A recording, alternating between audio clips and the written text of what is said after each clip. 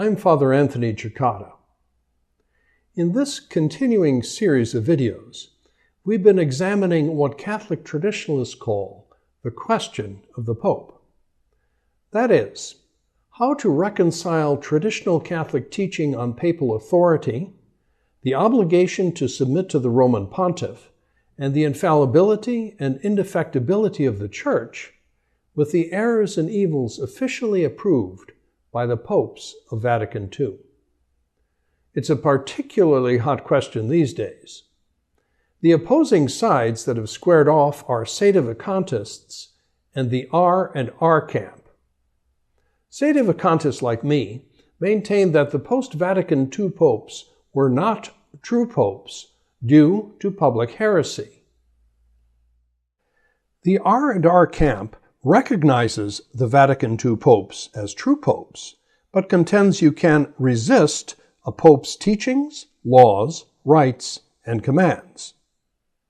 The most prominent entity in the R and R camp is Bishop Bernard Felley's Society of St. Pius X, or SSPX, which recently, through its U.S. Seminary Publications arm, bankrolled a book-length assault on sedevacantism by John Salza and Robert Siscoe. The author's remit was to paint sedevacantism and sedevacantists like myself as totally wicked, a task that they undertook with great gusto. Thus, Messrs. Salza and Siscoe assure us, sedevacantism is, quote, founded upon the same error as Protestantism, anything but Catholic, poisonous, and leads to heresy. Sedevacantists themselves, priests like me, have, quote, lost faith in the Church, are like unbelieving Jews who were enemies of Christ and have produced the pernicious fruit of a sect. Bishop Felley and an array of SSPX priests have lined up to second these wonderful anti-sedevacantist epithets and to publicly praise the book as luminous. How did we end up so evil? Who led us down this dark road? If you're looking for luminous, I can shed some light on that. It was the founder of the Society of St. Pius X himself, Marcel Lefebvre, titular Archbishop of Granada and Phrygia, and sedevacantist.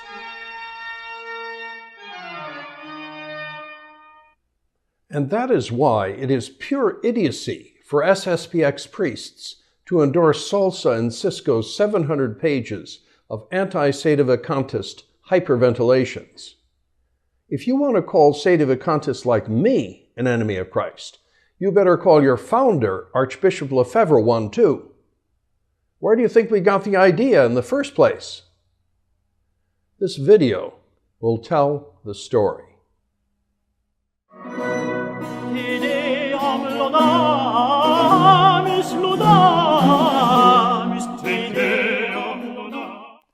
I studied at the Society of St. Pius X's seminary in Écône, Switzerland in the 1970s. I knew Monsignor Lefebvre. I saw him in action every day. I heard him preach. I listened to his conferences, and on a few occasions I even went to his office to ask him questions. When I was ordained a priest at Écône in 1977, Bernard Felley was still just a Swiss kid who lived at the bottom of the driveway.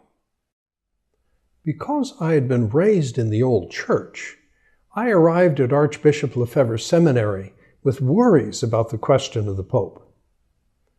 To understand how he led so many of us toward sedevacantism as the answer, it is necessary to speak about the atmosphere and the mentality of the clergy and seminarians at Écône in its early days. Here is a photo from October 1971.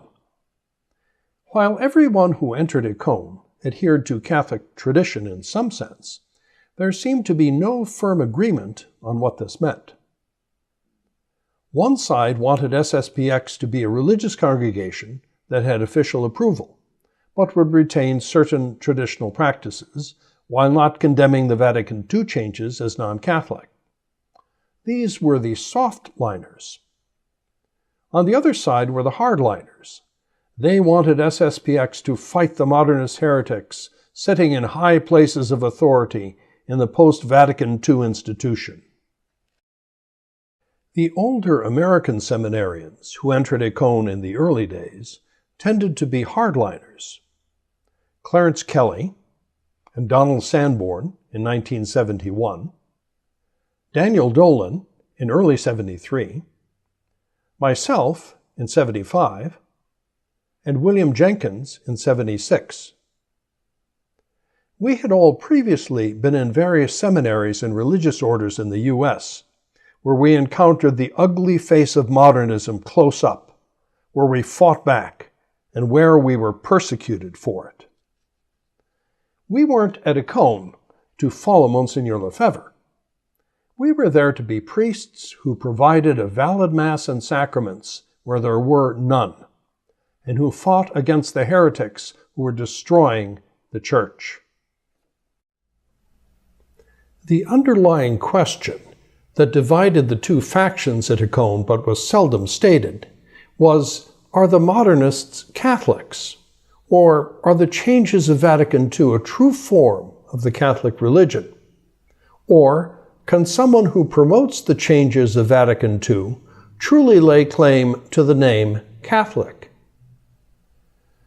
Archbishop Lefebvre, alas, never definitively answered these questions and gave both sides something to work with. This zigzagging reflected the two sides of Archbishop Lefebvre's character or personality. The fearless iron bishop who hated the modernist heresy with every fiber of his being, and the smooth, widely experienced papal diplomat, looking to reconcile opposites through patient negotiation. This is not to denigrate him, and certainly not to portray him as insincere or two-faced. The Archbishop was deeply devout and utterly genuine, conscious of his episcopal dignity without being pompous, well-balanced and optimistic in temperament, correct with his rubrics and graceful in the celebration of Mass, a riveting and eloquent preacher, respectful and considerate toward national differences in culture, temperament, and practices, and, always a big plus in my book, the possessor of a good sense of humor. He was, in short, a man of many, many virtues, as those of us who knew him, and even later clashed with him, pointed out at great length on several occasions. Be that as it may, Archbishop Lefebvre's refusal to provide definitive answers to basic questions engendered the fundamental theological confusion that has plagued the Society of St. Pius X ever since, for 45 years. You can see it behind many of the 4 internal SSPX disputes I cataloged in an earlier video, SSPX and Bitter Fruit. So, hardliners were purged one year, softliners the next, and then vice versa, as the Archbishop wavered back and forth and back and forth. Meanwhile, the only clerics who survived long-term were the Archbishop-liners. They showed no loyalty to any principle beyond Archbishop Lefebvre or the Society. For them, he was a substitute for the magisterium of the Church, and his organization, the Ark of Salvation. They followed whatever the line of Monsignor seemed to be on a given day. Pope good, Pope bad, or Pope not the Pope. They were the true followers of the Archbishop because they did not think. But needless to say, though, a few of us did think. And thanks to a combination of the influences present at Econe in its early days, and principles enunciated by Archbishop Lefebvre himself, we concluded that Paul VI was a false pope, and that the Holy See was vacant. And here, we must mention the term sedevacantism, which has come to be the term for the theological position that the Holy See is vacant. I never heard the word at Icone. I think the first time I encountered it was in the Angelus several years after my ordination. But the idea behind it, that Paul VI was somehow not a true pope, was widespread among the hardliners at Icone when I was there. We would have been hard-pressed at that point to explain in formal theological terms how this might be possible. But the sense of the Catholic faith we possessed told us that there was a great disconnect between what Paul VI did and what he claimed to be. Many of the English speakers and some of the French hardliners referred to Paul VI as the monster, an imprecation some of us had heard an Italian lady hurl at his picture in a Roman religious goods store. A colorful term, to be sure, but a perfect one for a modernist. To our way of thinking, it described Montini exactly, an ugly, half-and-half creature who hated the Catholic faith and who was on a vicious rampage to destroy Catholicism. In the Society's early days, the notion that Paul VI was not a true pope was certainly not a thought crime. It was the position of priests whom the archbishop clearly respected. Father Noel Barbara, for instance. Here is another photo of him with the archbishop visiting Padre Pio. Also, Father Gerard de Laurier, a professor at Icone. So too, Father Peter Morgan, District Superior of England, and the first SSPX priest Archbishop Lefebvre ordained. And then there were the very words of Archbishop Lefebvre himself, which repeatedly pointed us towards sedevacantism. In 1976, the year before I was ordained a priest, Archbishop Lefebvre clearly laid out all the principles behind it, as you'll see in a moment. As a result, I never prayed for Paul VI as Pope, even at my ordination Mass, and as organist I would not even accompany the chant for him at benediction. As late as August 1979, sedevacantism was still not a crime in the Society. At a priest's dinner in the Priory at Oyster Bay Cove, Long Island, I directly asked the Archbishop whether religious liberty was a heresy. He said it was. I then said that, well, since John Paul II teaches it, shouldn't we draw the conclusion?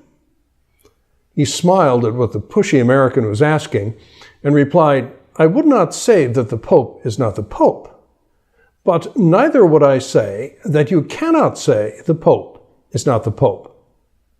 He laughed, as we all did, because in French this comes out with a lot of popping P sounds. But we took the Archbishop at his word. Unfortunately, 3 months later, Archbishop Lefebvre's diplomatic corps side kicked in. With JP2 in office, the prospect of a Vatican-Icone deal was in the air.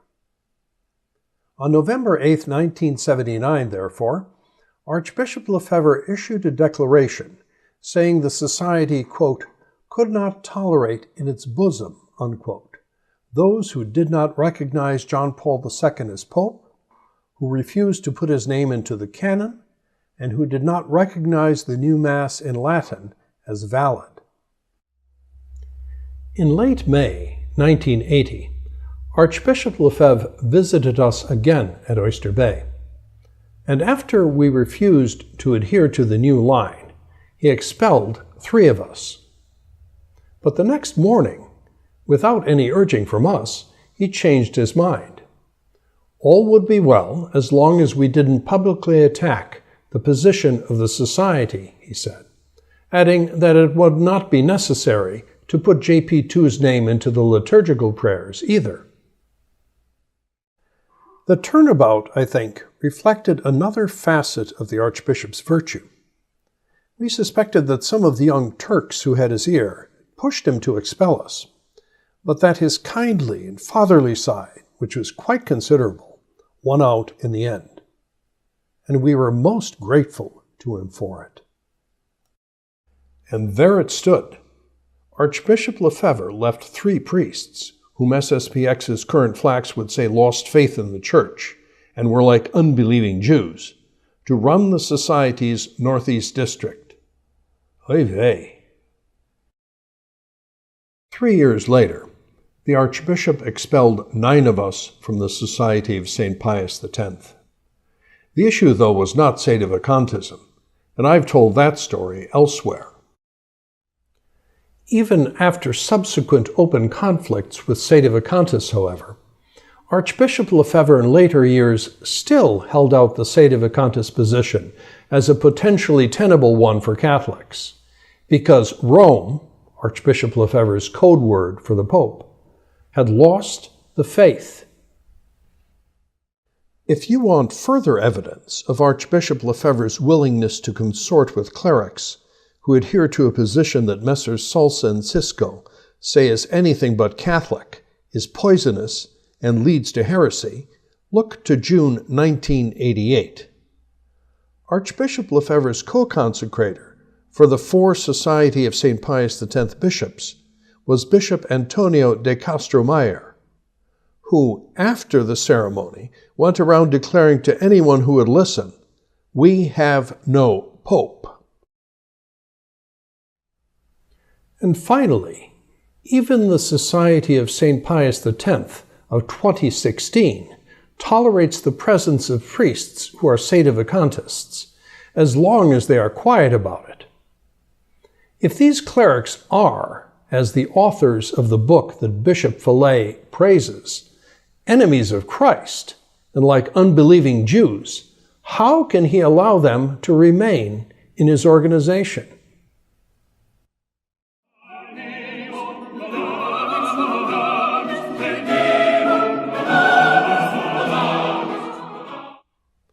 So, having provided some historical perspective, we now turn our attention to the pro-sedevacantist pronouncements that Archbishop Lefebvre made over the years.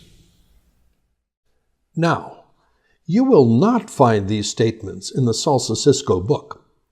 Instead, you will find 3 paragraphs in the preface, telling us that the sedevacante question, quote, weighed heavily on the Archbishop, that he was a, quote, prudent churchman, and that, quote, he preferred to wait, and that Bishop Tissier assures us that really, truly, Archbishop Lefebvre wanted to defer the issue to some future pope and cardinals.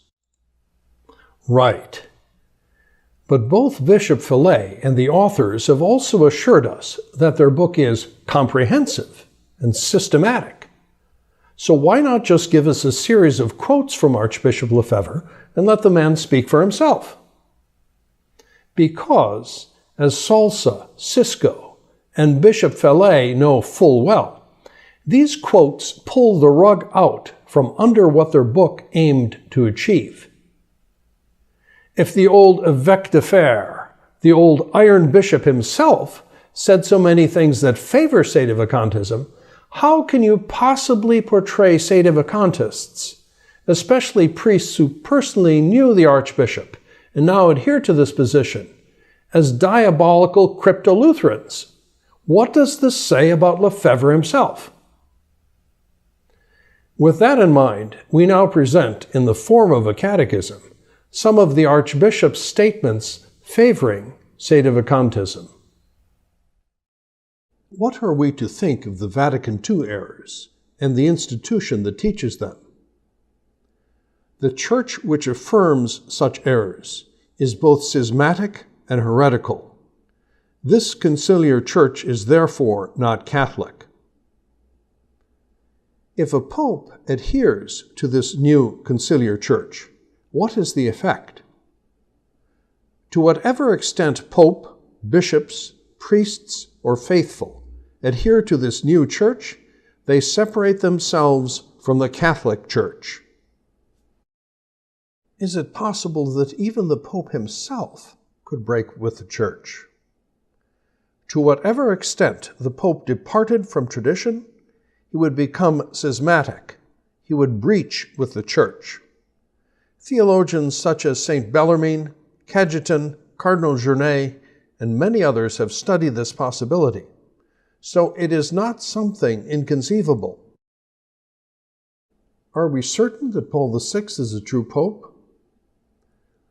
While we are certain that the faith the Church has taught for 20 centuries cannot contain error, we are much further from absolute certitude that the Pope is truly Pope.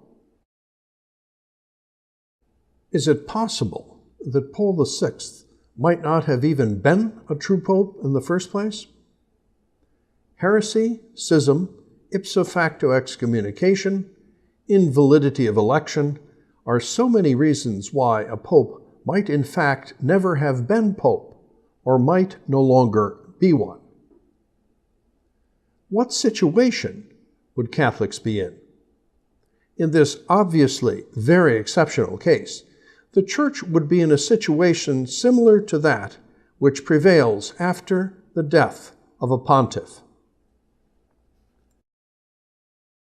What happens to a pope who fails in transmitting the truth? It seems inconceivable that a successor of Peter could fail in some way to transmit the truth, which he must transmit. For he cannot, without as it were disappearing from the papal line, not transmit what the popes have always transmitted. Would he continue to be pope? If it happened that the pope was no longer the servant of truth, he would no longer be pope. Since religious liberty is, as you say, Monseigneur, heresy, and John Paul teaches it, shouldn't we draw the obvious conclusion? I would not say that the Pope is not the Pope, but neither would I say that you cannot say the Pope is not the Pope. Is it conceivable, Monseigneur, that you yourself could become a Sedevacantist one day? You know, for some time, many people, the Sedevacantists, have been saying, there is no more Pope. But I think that for me, it was not yet the time to say that, because it was not sure, it was not evident. If John Paul II continues his course of action, what will be the consequences? These recent acts of the Pope and bishops, with Protestants, animists, and Jews, are they not an active participation in non-Catholic worship, as explained by Canon Nas on Canon 1258.1? In which case, I cannot see how it is possible to say that the Pope is not suspect of heresy, and if he continues, he is a heretic, a public heretic. That is the teaching of the Church. What conclusions might you draw from John Paul's words and deeds? It is possible we may be obliged to believe this Pope is not Pope. For 20 years, Monsignor de Castro Meyer and I preferred to wait. But Monsignor, has the Pope left the Catholic Church? It is impossible for Rome to remain indefinitely outside tradition. It's impossible. For the moment they are in rupture with their predecessors, this is impossible. They are no longer in the Catholic Church.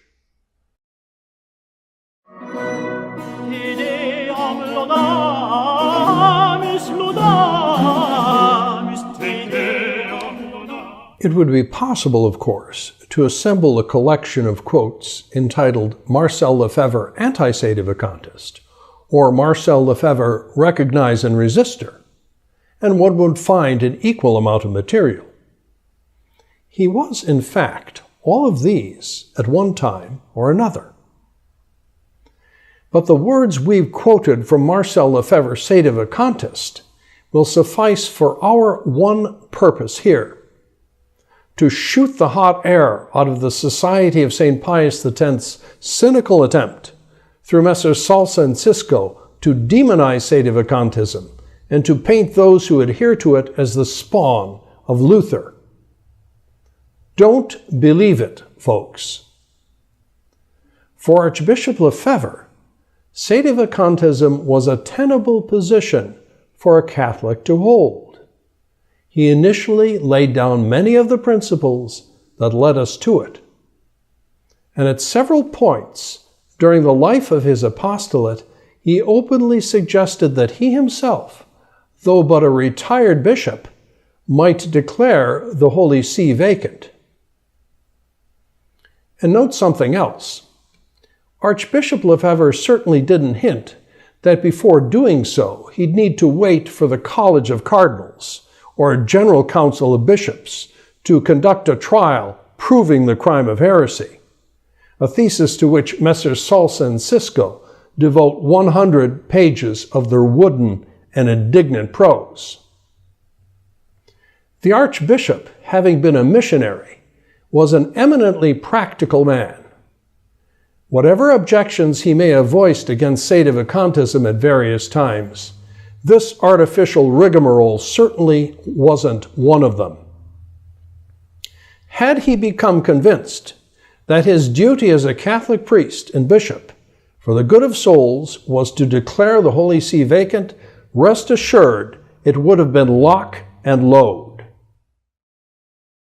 And in the age of Bergoglio, the Pope who says there is no Catholic God, who countenances divorce, who approves contraceptives, what do you think Archbishop Lefebvre would be telling us about Bergoglio?